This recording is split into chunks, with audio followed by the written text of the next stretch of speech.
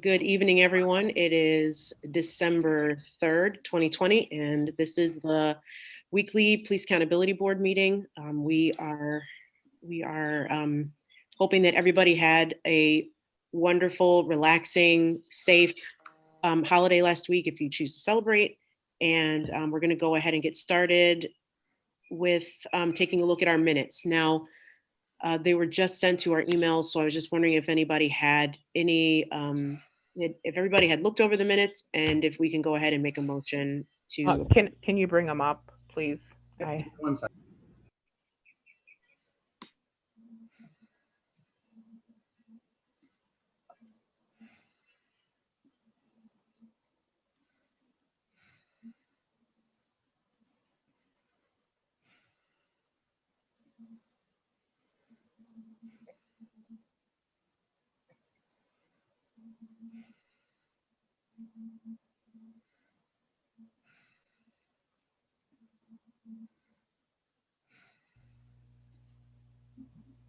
Okay, if there's no concerns, I'll make a motion that we accept the minutes from November 19th. I second. Okay, thank you, folks. So all in favor of approving minutes from November 9th, 2020? Aye. Any opposed to approving minutes? No, I can't see. Okay. And I know we are missing one person. Okay, so we're going to go ahead and motion minutes are approved. And the next item is we actually have a new appointee for the seat that Michael Powell was occupying. And so we have some information. We don't have, we only were notified this afternoon of the new appointee. So we are still waiting for the resume, which Rabbi Settle, I went ahead and did go ahead and email that, and also contact information so we can go ahead and contact that person. So they will be joining us next week. However, because of the fact that we don't necessarily have a ton of information to go on, I'm going to withhold the name unless there's any objections. This is just my call, but I'm willing to talk about the person or willing to give the name out if there's any issues with that. So I'd much rather have a little bit, the board take a look at her CV and take a look at everything else before we decide to name who that is. Okay. Great. Okay. And let's see, so that was easy. Excellent. Okay, so the next we're going to be discussing rules and education meetings and the board meetings for the schedule for the rest of the year. I know that so there's two things I wanted to say. I know that, somebody came to me, I think it was Reverend Nikoloff, and we were just talking back and forth about, getting rules committee is established. It's going to be all of us working all at once. But I know that there are some folks that have a little bit more time than others to get stuff started. So I did just want to just have a discussion around a couple things. We have every other meeting, we have offset for informational gatherings or informational stuff just in case. But, we need to, unless there's an absolute objection, I would like to have the next meeting be going towards rules, especially since, we want to talk about recusal rules and rules for the board. So one of the things I was going to ask, though, for those that are available during the day, if it would be all right, or if there would be an interest in meeting the three of you that I know of, and helping us to kind of draft some stuff up, and then just to kind of get the ball moving a little bit before our meeting on Thursday. I'm going to open that up because Rev is waiting to get in, so hold on a sec. Talk amongst yourselves. I have some flexibility during the days. I mean, the rules committee, I think we can talk about that and kind of get our schedules together with the three that are a part of that. Now, I didn't name names because, except for Matthews or Reverend Nikoloff's, but there are other folks that are willing. Now, the folks that do have time during the day, does that sound okay? Would that be okay for you all to meet offline and talk about what a little bit of the framework is going to look like so that we know how to move forward?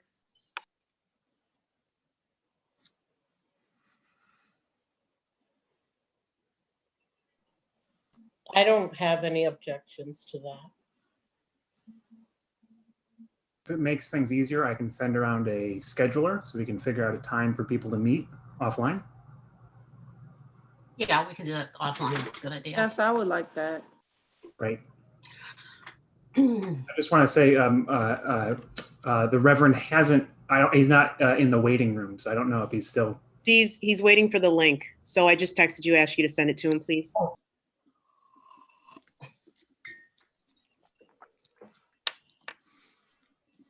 Okay. All right. So, so can I get those that have time during the week that can be participate in the scheduling? Can I just see your hands, please? Okay. Okay. Okay. So thank you.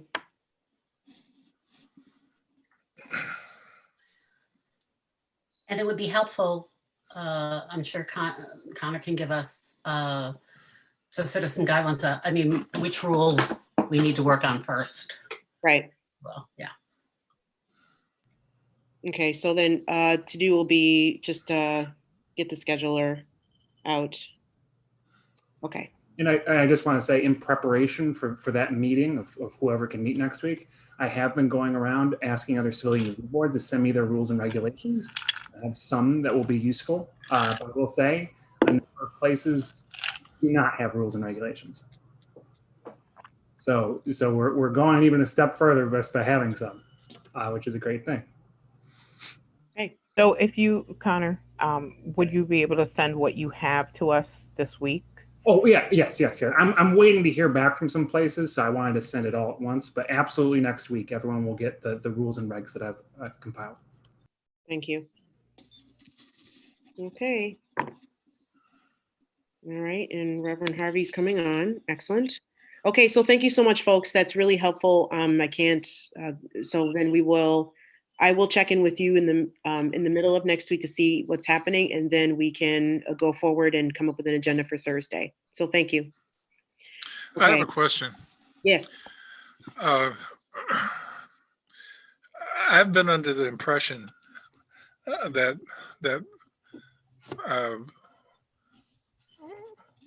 we are eventually going to have to review and evaluate the RPD's policies and procedures. Are these rules and recusal rules likely to come into play for that kind of review? I think we have to think about exactly how that would work.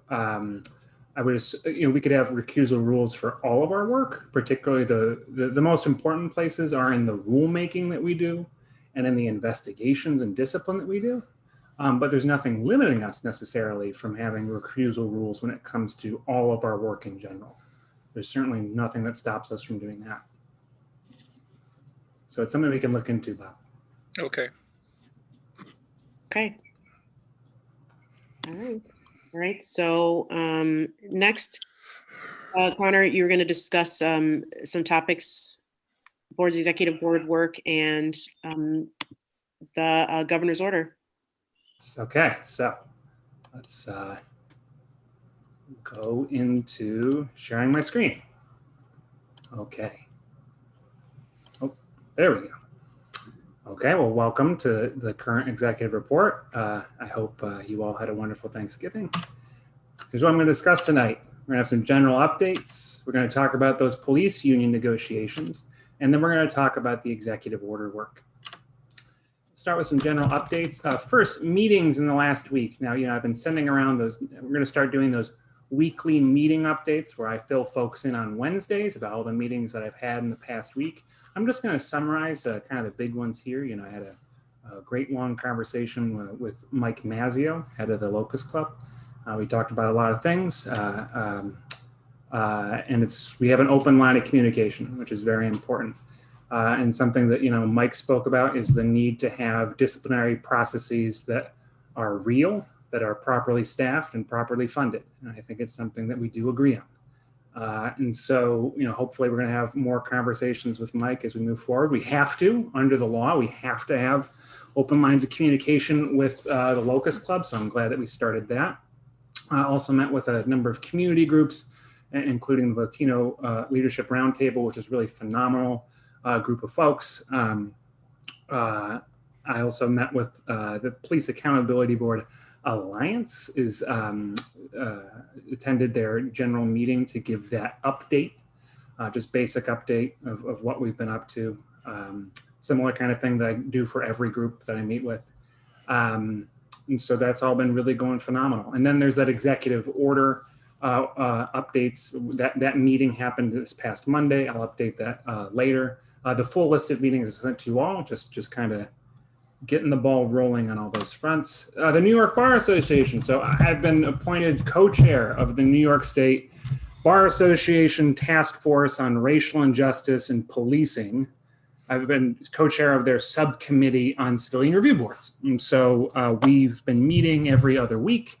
Tomorrow, I'll be giving a presentation to the entire task force on the history of civilian review and different models and options. I'm going to be giving that presentation again sometime in January. I would encourage all board members to attend one of the two because it will serve as your legally required training on civilian review. So that is being recorded so that we could watch it at our convenience. Yes, I will. So tomorrow's, I will try and make sure that it is. I know that the one in January absolutely will be, and the one in January may even be more robust because tomorrow's is probably going to be a little truncated because we have other work to do too. But yeah.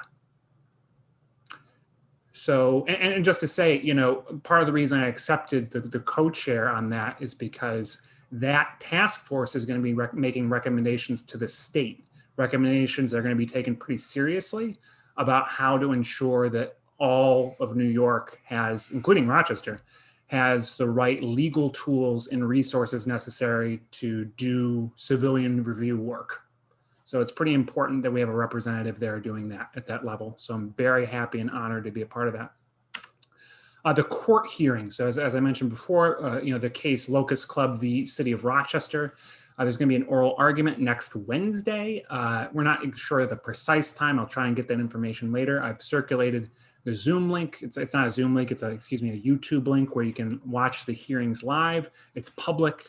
I'd encourage folks to do that. I'm not sure if the court would know if people are attending, listening to the hearing, but regardless, I encourage folks to watch as the city makes its arguments. Connor, can I ask a request? Do you think you can post that link on the Facebook page, please? Yes, absolutely. I'm going to post it. I want to post it because the link is a general one and we don't know which courtroom they'll be in. I think there's 2 different links. So I'm going to wait until I get the specific information about when and where, and then I will absolutely post it.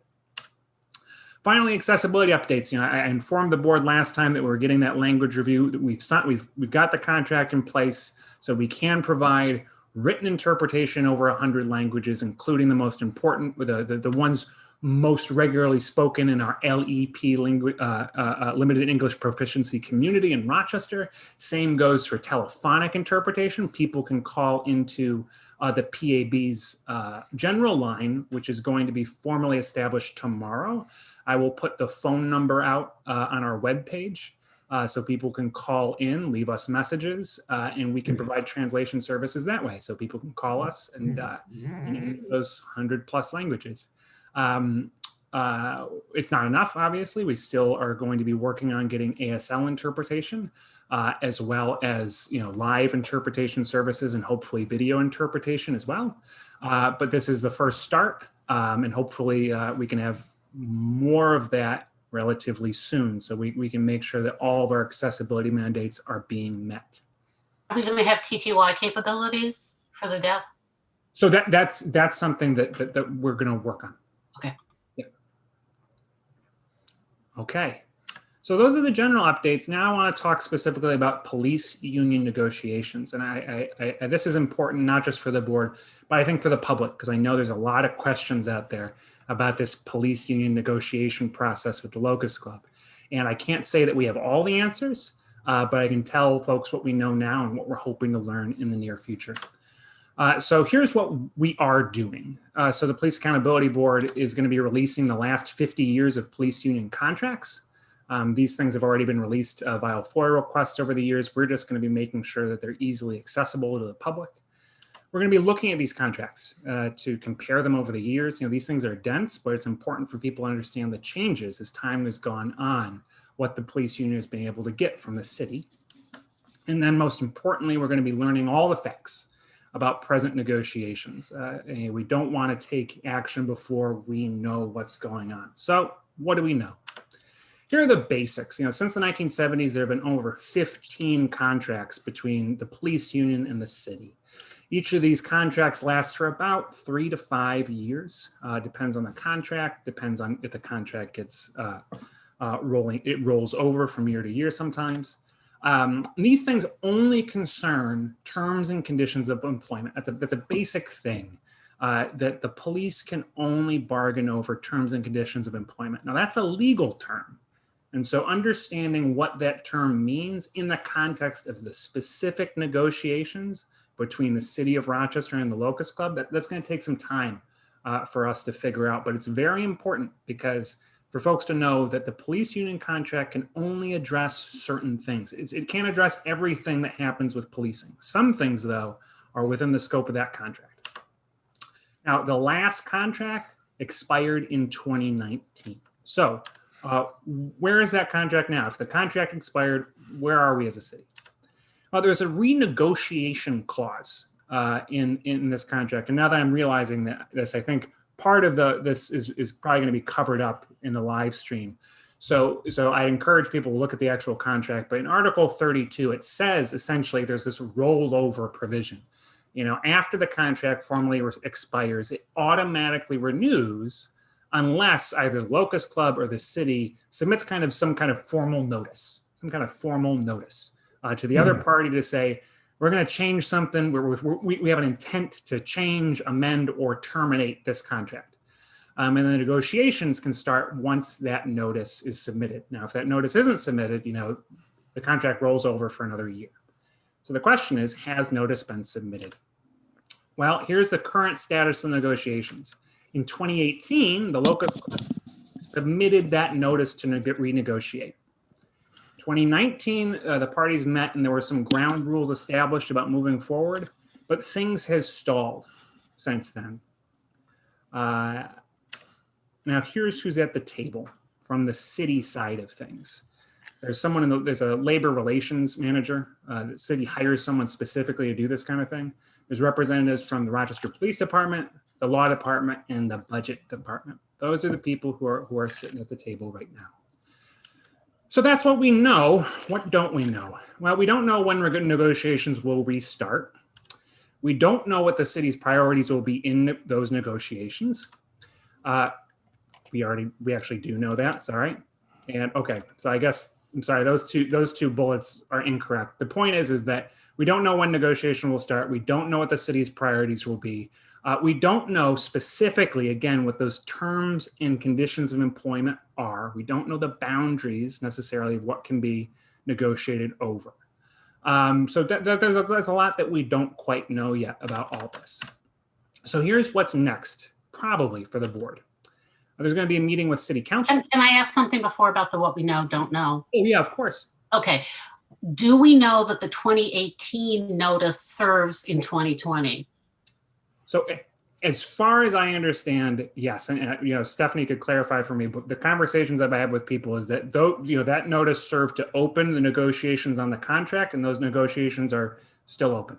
Okay, so no one's going to dispute that they're open for negotiation. No, I don't think that's the case. Not from what I have been told.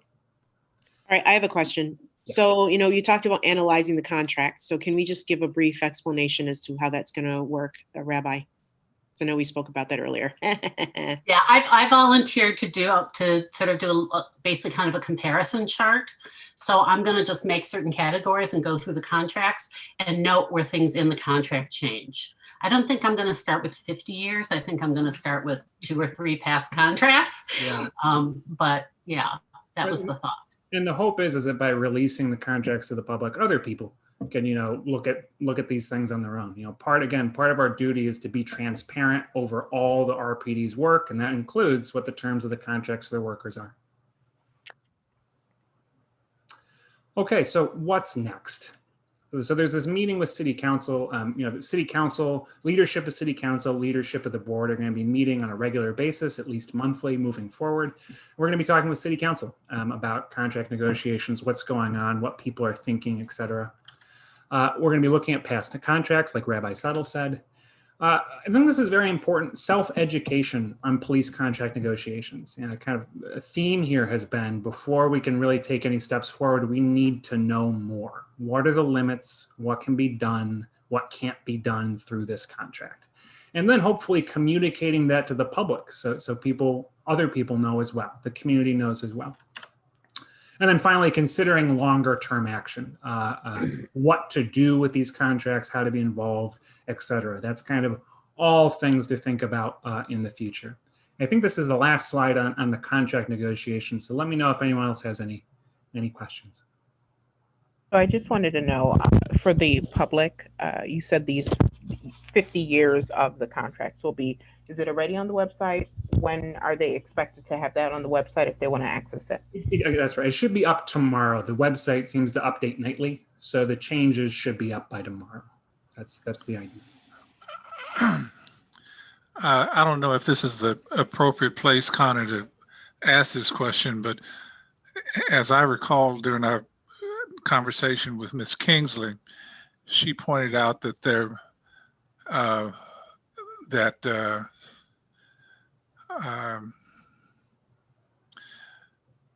asking the union to make certain changes in the contract could affect the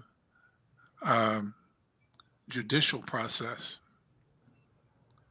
That it was, we were saying on the judicial side that the union doesn't have complete say-so over the disciplinary procedures. And if we ask for those changes in the negotiation, that was in Congress. I think, let me see if I'm hearing this right. I think there's a question about how the city's participation in contract negotiations could affect any kind of ongoing litigation. And my only answer to that question, Bob, is I don't know. And I think that's an answer to be figured out in the future by everybody. Okay. And I just want to say that something I forgot to say in the meetings is that we had a meeting with pro bono counsel for city council, Linda Kingsley, who's the former corporation counsel for the city. And it was a really great conversation, and it was very useful in kind of figuring out what the big questions were, what the next steps moving forward were. So just thanks to Linda Kingsley for sitting down with us on that. Okay, I will go back to sharing the screen on this, if that's the last on contract questions, because the next section is the executive order task force. Okay, so some general updates on this. So there's that first draft of our answers to the task force questions that's circulating. I know there's been a lot of back and forth already about this, information coming into me and me reincorporating into the draft. I would encourage, folks, there's some folks that haven't looked at the latest version, just take a look at that, make sure you get comments into me on that. We've got 30 plus community testimonials in. Now, that's not 100 testimonials, that's not 1,000 testimonials, but I circulated the ones that we have around already, the ones that eventually will be released to the public. And, the diversity of perspectives it's good. It's not perfect, it's far from perfect, but, former police officers, folks who've experienced homelessness, people who've worked with vulnerable populations, people of a lot of different racial and ethnic backgrounds, a lot of different perspectives are in there. And, many are detailed, many are brief, but regardless, all are revealing in seeing what a broad perspective of Rochesterians think about these big questions about policing. So I'd encourage people to, as they keep coming in, to continue reading them. The time frame as a whole has been pushed back a little. The initial thought was to have all of the groups of the task force submit answers by the end of November. We said, that, we try and get our answers in first week of December. This past week, this last Monday meeting, it's become clear that everyone's going to need a few extra weeks on this, and that's fine. The kind of idea is that answers will be submitted as people kind of, finish them up on a question by question basis over the coming weeks throughout December. So the urgency, the fierce urgency of getting things in, by the end of November has kind of been alleviated. Of course, the broader time frame hasn't changed yet, but at least for this step, things are getting pushed back a little, which is, I think, a good thing. Gives us time to really think through all the questions and answers thoroughly. And this is important for people to know that WilmerHale has showed up at these meetings. The city has signed a contract with WilmerHale. I'm going to be asking to see the details of that contract. WilmerHale showed up at this last meeting. It's John Walsh. I know Danielle Conley was initially supposed to be point person on this. She's still playing an important role, as I understand it, but she will not be showing up to these meetings because she's part of the Biden transition work now. So WilmerHale is there. I don't have any big updates on the WilmerHale work. They were just there and said that they're, going to be working with us moving forward. There will be some subcommittee to, coordinate and oversee with them. I'm on that. There hasn't been a meeting scheduled for that yet. As I get updates on that work, I will continue to provide them to the board. So that's the general updates. Our answers, just to emphasize some points on this, the current answers that we've come up with are just the baseline for our discussions. It's just the baseline for our discussions. Everything in that initial document that we've all pulled together, that's just a start. And the hope is that those answers are kind of a consensus from us, and then we can kind of build on that in the coming weeks, whatever it is. The hope is to have maybe a fuller, maybe even a final draft sometime by next meeting, so that everyone can look over. So it's very important that people, really engage with the most current draft. And the question is whether and when to release these answers to the public. And the thing I just want to emphasize too is that, the current answers only address the questions posed. Bob mentioned earlier about the review process, the review and recommendation process that the board has to engage in. This obviously counts for some of that, but a thorough review of the department's policies requires a full investigation of what the department's actually doing. And we just certainly haven't had the ability to do that. Part of what you'll see in the draft answers, and I think what the public will understand, is that there's just so much data that we don't have right now that isn't public, that needs to be made public for us to even have a basic understanding of what the department's practices are, to even understand what the department's policies are. So that's going to take some time, and it can't be part of this initial work. So the answers that we will be providing are to a very narrow set of questions, and the answers are accordingly narrow. They don't address everything. The recommendations aren't full. In some cases, we haven't been asked for recommendations in certain areas. For example, on de-escalation, we haven't been asked for recommendations about de-escalation policies. That's not a part of this task force work, at least at this stage. So that's what I want to say about the narrow scope of this project, this assignment, and then just go back to that last bullet here, releasing to the public, the question of, obviously these have to be submitted to the task force itself, but just if and when the community will see our own set of answers. That's kind of a question for the board. And so that's kind of the end of my presentation. So happy to take any questions about the task force work, about the process moving forward, current set of answers, anything like that. I just want to say congrats for getting those testimonials. I mean, you sort of modestly said, well, it's not 1,000 or whatever, but trust me, knowing the time frame in which you did that, I am just so impressed that you got what you got, and it's terrific. So thank you, and thank you anyone else who worked on that with you. And honestly, thanks to all the people who filled them out. I mean, I think this is important for people to know that many people did not submit public testimonials because they feared public retaliation. even just because we gave the option to submit just a first name and a last initial. A lot of people didn't even want to do that. Yep. Because they feared retaliation from members of the public, from members of the department. So for the people who did submit public testimonials, that took courage. That took a lot of courage, and it took time. A lot of people clearly dedicated a lot of time, and particularly the number of the population, people from populations who did submit, takes a special courage, especially if you are an unhoused person, someone who's experienced police violence before, someone who's worked on the force before. That's courage to speak publicly about these big questions. And so big props to those people. Connor, how far has the deadline been extended? So the deadline from the task force itself, from the mayor, it's not, there's no hard deadline. The answer that I've been told is this is going to be a rolling thing over the coming weeks. People will submit their answers as time moves on. I do think that relatively the earlier we can submit, probably the better for everyone. Other task force members are eager to hear. People are very eager to hear what the Police Accountability Board is going to say. People are very eager to hear. And I do think that our answers will probably set the tone.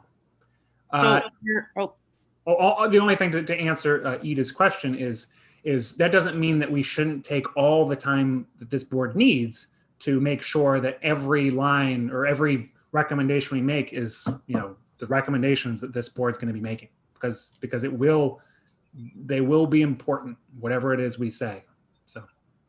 So in that same vein, then, what comments would you like to see from the board members? Like, what are some things that you're looking for? I'm happy to outline, maybe some. I can send an email around, maybe saying specifics for people, but in general, the general statement.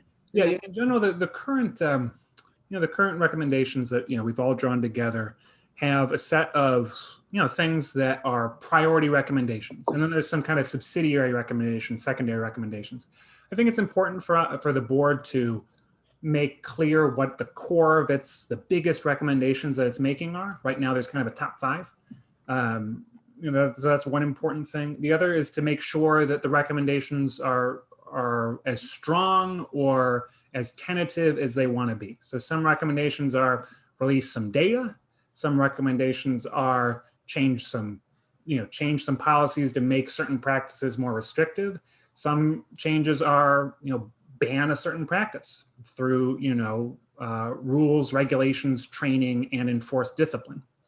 So there's all sorts of scales of how you make these recommendations.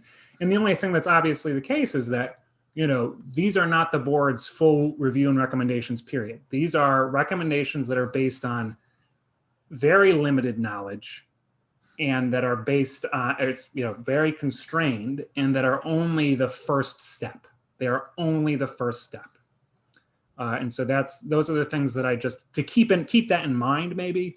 But also to keep in mind that if and when these answers are released to the public, that, people are probably not going to read every single word that is in these answers, and so to be as clear as possible and concise as possible in executive summaries, in any public statements about this, to make sure that the recommendations can be boiled down, made easy and clear for people to understand. Those are the things that I would recommend. So when people approach this document, think about things like readability. Does this make sense to everyday Rochesterians? Do these recommendations, would people intuitively understand them when you say them? And then are these really the things that, the Police Accountability Board is going to stand behind in the coming months? O'Connor. So just a question. So now that the timeline has been kind of pushed back, the window essentially for these questions are closed. So there's not another opportunity to expand the questions, the interviews, or go ahead. Oh, no. I didn't know if there was more questions or interviews or. No, I saw you were going to speak, so I was just back there. Okay. So from the task force itself, because it is the mayor's office that sets what the questions are. There has not been any indication that those questions are going to change. But for the submission of the public testimonials, I have notified some folks that we're giving folks an extra week. Because Right. the thing is go ahead, please. So I guess because some individuals were not, of course, are concerned about the safety part of it. Is there another alternative, like submitting numbers versus their initials? Is there another way around that barrier? So the thing that I have told people is that, because this is a public testimonial process and public testimony is always attached to somebody's name. And so that's kind of what we committed to on this. What I did say to every group that said, we don't have the time or our folks aren't necessarily willing to speak, what I promised them was the Police Accountability Board will create spaces for anybody to speak. So we will listen. That will protect you and your voice. That is why I've been consistently telling people in the near term, in the coming months and in the long term, those spaces will absolutely exist. Thank you. Connor, it just occurs to me that you have a real talent for this stuff. And I hope that you stay sort of guarded, that you don't get recruited into doing so much of this that you aren't able to keep the fight up for the PAB's primary concerns. And I don't mean that as a criticism. I just mean that in fact, I mean it as a compliment. People are going to want you to do everything because you do it so well. I really appreciate you saying that, Bob. And I think that all of our limitations are so important. During the interview process, we talked a lot about burnout. I think that's a real concern for someone like me.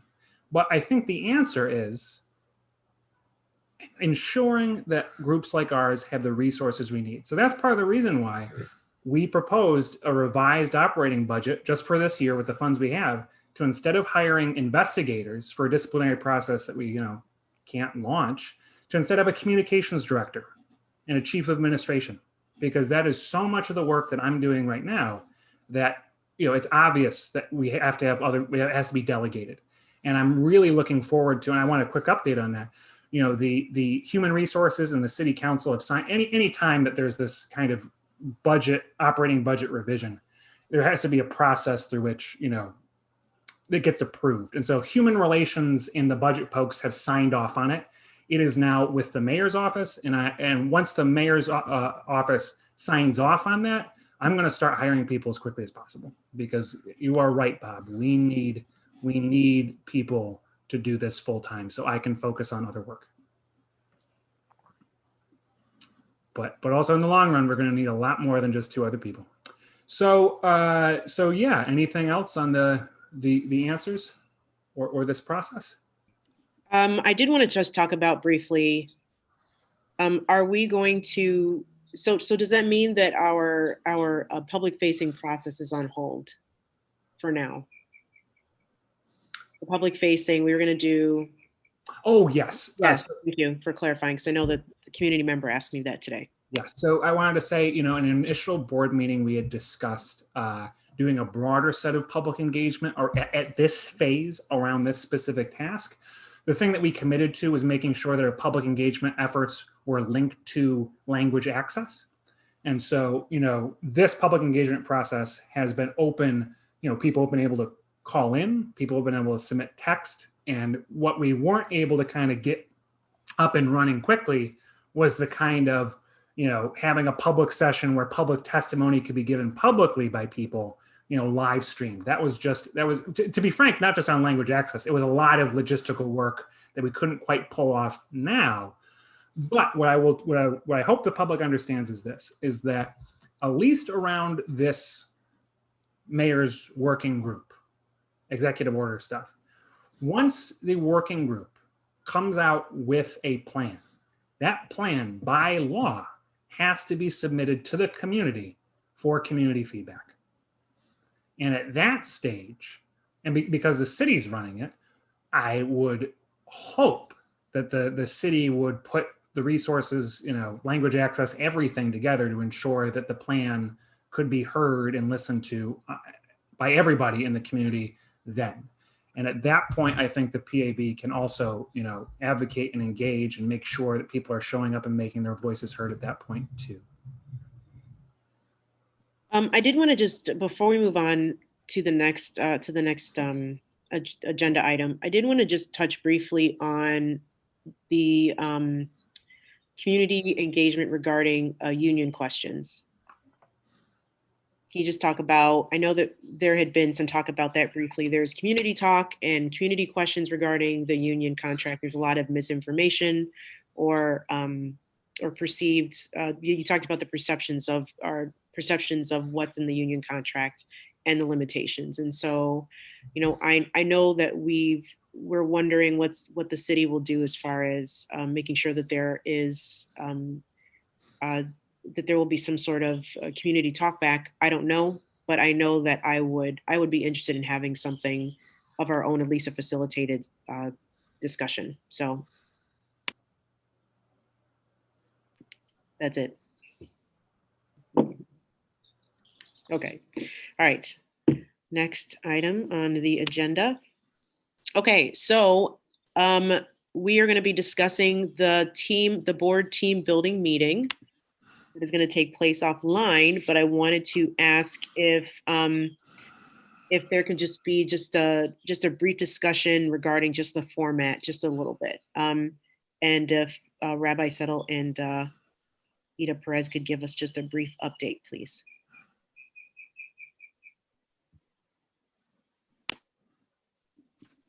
I don't know if there needs to be an update for that. Yeah. Not an update, no, but I Oh. do think that we need to have a, because people don't necessarily know what's happening, Okay. what the agenda looks like. That's what I mean. Could I suggest, actually, I had sent, so Dr. McIntosh,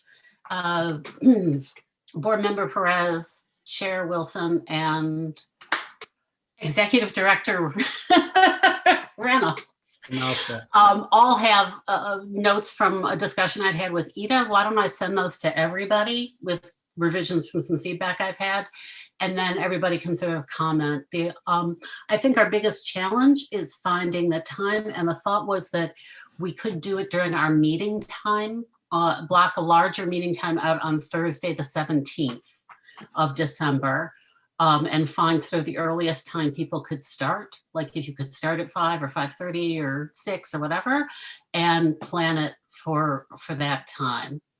And also, I'm happy for feedback from everybody, but Chair Wilson and I had a conversation today about maybe, given the rising COVID concerns and stuff, we should just assume we'll do it by Zoom and look forward to future occasions to be in the same place together. And we did talk about having it be at least 3 hours. So people need to be able to do two things. They have to, you guys, please send availability as soon as possible for that date, because if that's the case, then we have to start planning that out. And that would be helpful to also leave your feedback as soon as possible on the agenda so far for that team. Sorry, I missed the date. The 17th of this month. Okay. Okay. So, but both of those, the agenda and the agenda is the only thing that's in the emails. The date's not in there. This is just something that we just talked about. Just I think like an hour before we came on. And the agenda includes some broad thoughts that we had. We obviously would like some feedback from Dr. Celia as well in regards to the agenda itself, but that can be tweaked if needed.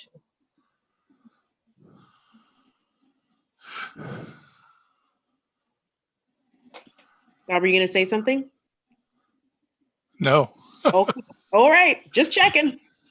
Okay. All right. Next. Okay. PAB coffee hour. Dr. Harrison. Oh, well, I was going to say something. Okay. All right. Here's what I would like to do. I have a Zoom account, so I'm not limited in terms of meeting time. And I would like for us to announce in each of our meetings that if anyone listening has a question or a comment to make on what's been discussed, that they're welcome to come to the PAB coffee hour on Sunday evenings starting at 8 o'clock. I set up the Zoom to run during that time. We can even put an announcement on the Facebook page with the Zoom address as well. And the expectation would be that people from the community would dial in, make their complaints known, make their support known, and we could report on that at the following meetings. The advantage of it would be that it would permit comments from people that are not a part of organized structures within the community. The other advantage is that it would serve as a community communication between the PAB and the community, which is one of the things that we need to do, and it would be a relatively time insensitive way of doing it. So that's my suggestion. Every once a week PAB coffee hour to discuss issues that come up between the PAB and the public. Bob, I do a live on Sunday evenings at 8 o'clock. Is it possible that this could be done at 7 o'clock? Oh, it's possible it could be done on Mondays.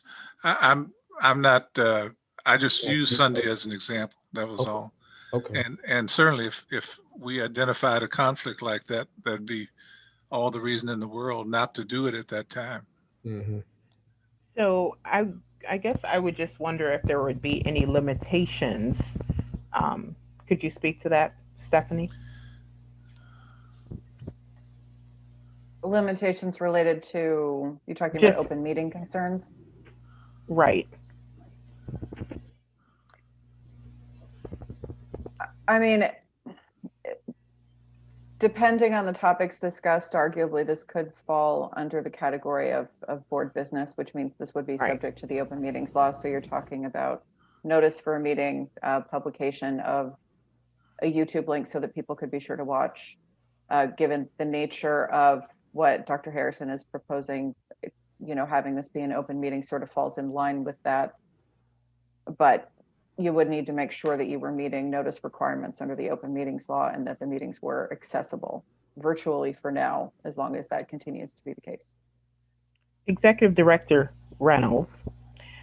So I'm just wondering, to stay with the same vein as, can you hear me? With what Board Member Harrison said. I know that there will be some calls going into the line, into our phone line, or some messages.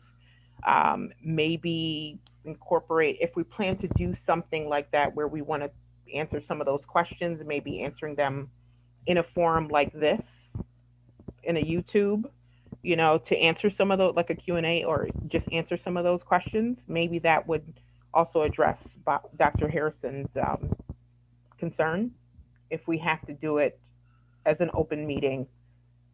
I'm just wondering if that would be an option, or if that would be a consideration for others. Can I just, I want to respond to that, Dr. McIntosh. Stephanie, maybe I should clarify. Bob, is this meeting one where it would be the board just listening, or would it be the board really having a back and forth? I imagine that it would be the board having back and forth.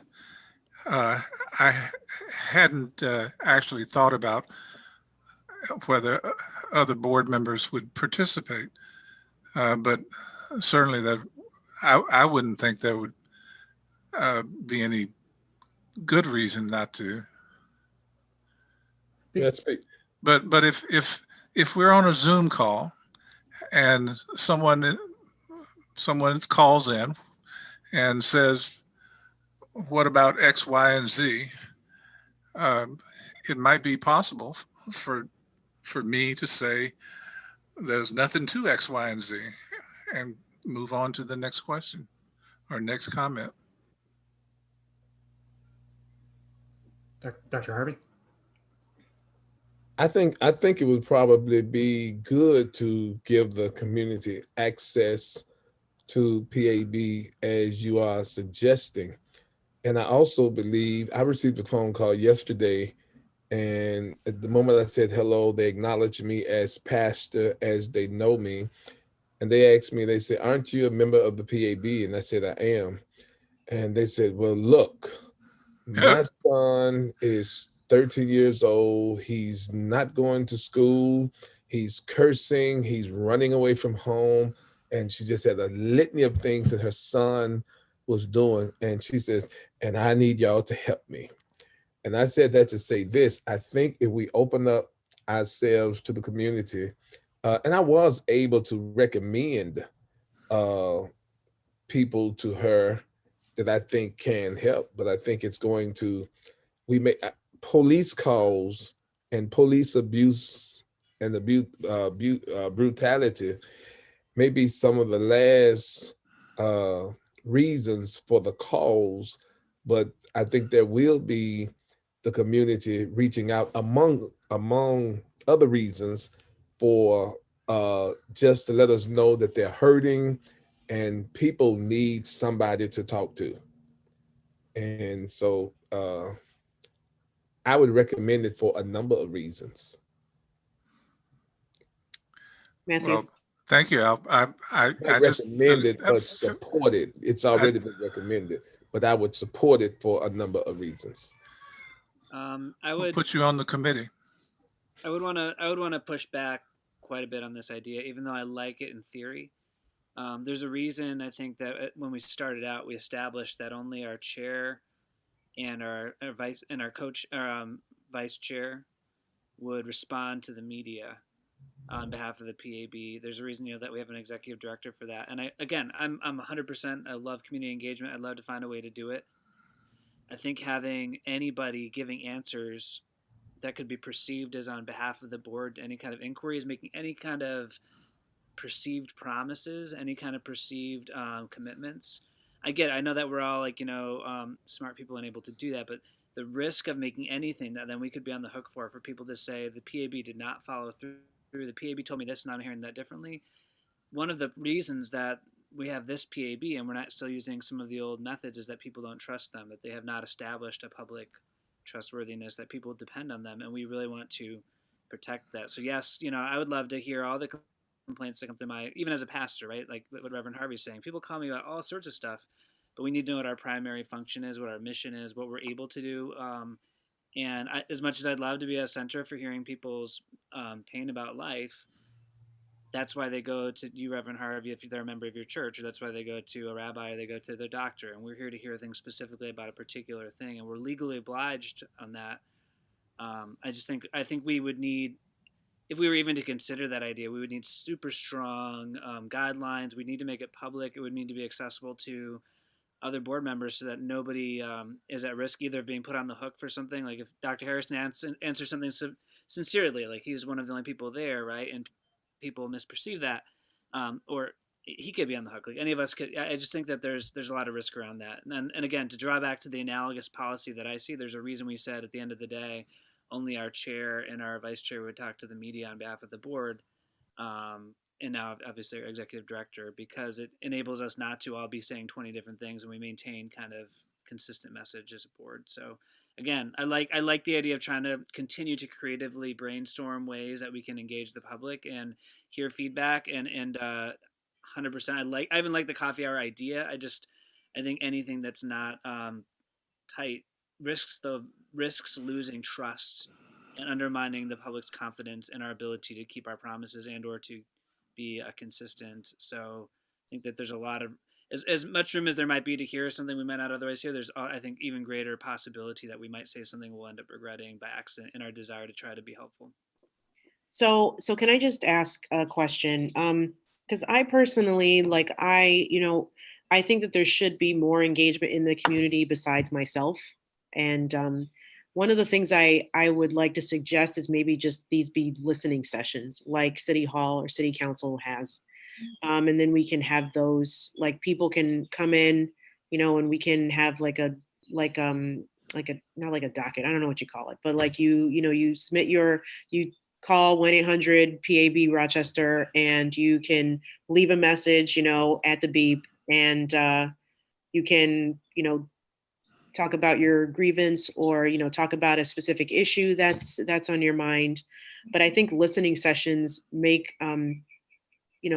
help the community feel like they're heard, especially when you're talking about a different topic every week, or, once it gains momentum, that people can listen in. But I agree. I mean, I think when we want people to have an outlet, but I think that we have to understand too that we can't necessarily, I just get really concerned about what the outcome of that would be and what would come out of our mouths, honestly. Not saying that I don't trust anybody here, but I also think too, it's like open meetings law as well, right? Because would it be the three of us? Would it be you? Would it be you, Dr. Harrison? Would it be the rabbi? Would it be, Connor? Who would be able to participate? If all of us go, then it is technically a meeting. But, if a few of us go and we're do listening sessions, like, I think that'd be a really great idea, and just on different topics. So.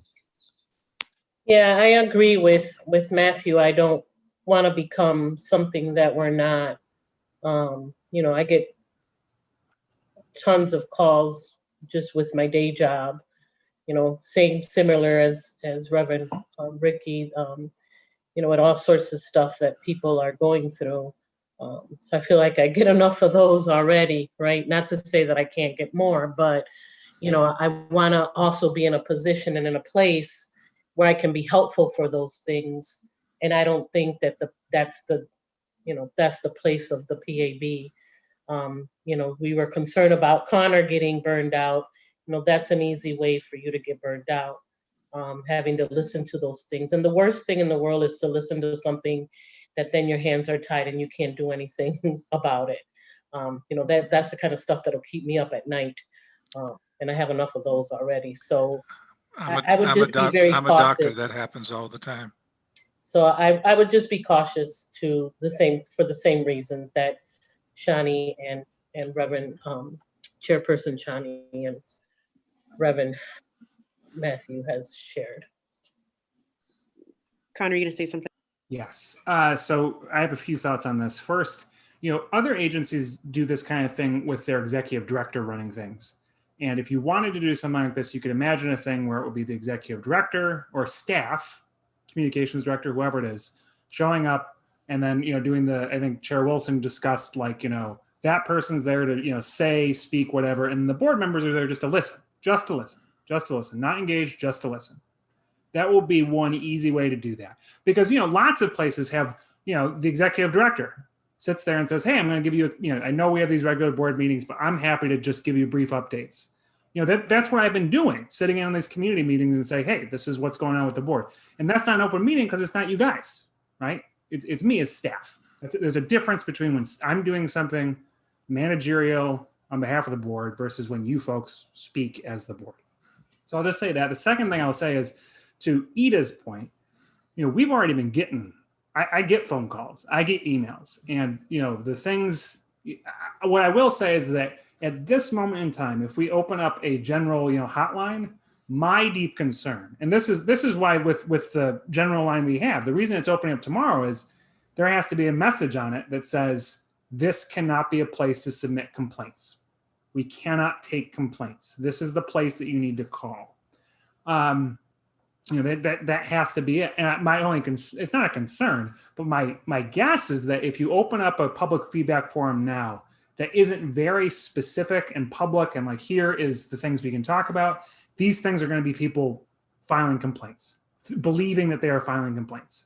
And what it will essentially be every time, not every time, but my point is only to say that I think that Bob is absolutely right that we need more community engagement efforts beyond just board meetings showing up. A lot of people don't watch this board meeting and do not go on the YouTube thing. And we need to meet people where they're at and have lots of open things to do that.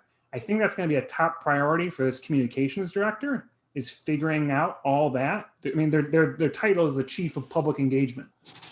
This is what they're going to be focused on. But I do think, again, to Bob's point, having a space where it's not just the staff listening, but where it is board members listening. I think that will be a nice space too.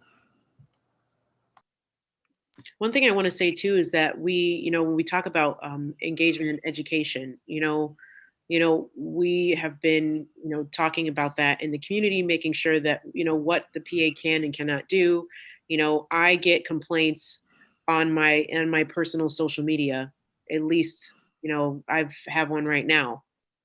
I know people are desperately looking for answers, but they also need to be educated on what the actual parameters of the PAB are right now, right? Because that's going to change. Everything is, things might change in a couple of months. So I think if anything, I wonder if we can use the coffee hour to do some education. Bob, what do you think?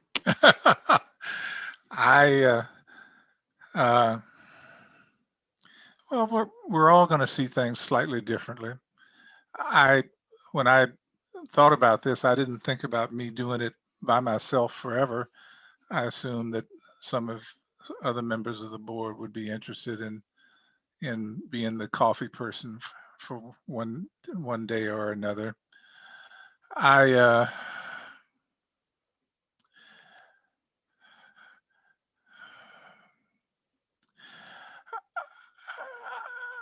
I can see the merit in board members simply listening. I can also see the merit in there being some kind of back and forth. People will respond better to a back and forth than just bellowing into space.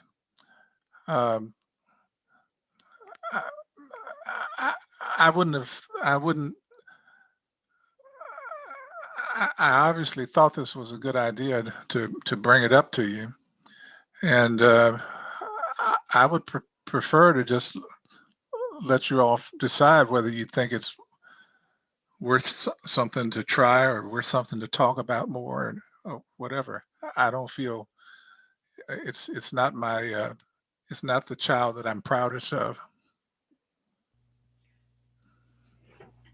Yeah, I guess for me, I'm open to do whatever the group comes, has an agreement on. But we also have a lot of other work that we have to do, and we have to understand that we, yes, are volunteers, and we just have to be very intentional about what we're doing to make sure we're getting our work done, and we have to be consistent. Because if we're saying that we want to commit to doing this Sundays, and then commit to PAB meetings every Thursday, and then commit to doing rules and engagement and all these other committees that we have to do, we just have to be realistic and be intentional on, our time. Well, so actually, one of the things I thought was that this would be a real time saver, because instead of going to a half dozen meetings every week of one community group or another, people would simply call into the coffee hour. If people wanted you to come to a meeting, say, well, we've decided that we'll respond to things on our coffee hour. So it actually could wind up saving a lot of time. I'd be in favor of waiting until, if Connor says he's close to hiring staff in the near future, if this goes through the city, I would wait to want to consult with the public engagement staff member and bring this up and have that conversation again at that time, just to make sure, just like we would want to onboard that without them, since that seems to be on the horizon. And this is in their job description, to do this precise kind of thing. It's a requirement in the law. Oh, right. I think, in regards to other organizations wanting access to us and wanting to meet, specifically with Connor, I think sometimes those meetings are set up in a different way, where the coffee hour would not be ideal for that. So I think those meetings that Connor's been attending to are still going to need to happen, right? Because there might be some very specific things on their agenda that they would want to speak about, or it's just not, he's going to have those meetings regardless, because people are going to need to access him in that manner and not necessarily in an open, coffee hour where everybody else is listening. So I don't know if that would necessarily be a time saver at all. All right. I'm sorry. Can Please I go. say something, Connor? I love the idea. I think it's a great idea. I have certain reservations about it simply because I'm kind of afraid we may overwhelm ourselves, and we kind of need to prioritize our tasks that we already have at hand and just get to work doing the things that we are doing right now before we take on something else that's on a different day, like a Sunday. We already meeting on Thursdays, and then I know earlier we discussed some individuals meeting throughout the day at some point in time. So I just think we kind of need to be mindful at where we put our time, but I do love the idea. It is a great idea. And maybe as a measure too, when we're no longer meeting every week, would be a good measure of, right? Because in theory, we were supposed to meet once a month, right? So I look forward to getting to that stage, and this seems, like a good way to measure when we're ready to take on more. And I'd have to say, Dr. Harrison, as I said, I fully support the idea, but support it for a number of reasons. But as I listen to the board members, I can't, and I know how hard it is. I'm in Memphis tonight, getting ready for a family funeral tomorrow. And in all honesty, I wanted to text in and say I can't make it tonight, but I got stuff going on next week too, so I never know. I have to always try to save my time as much as I possibly can.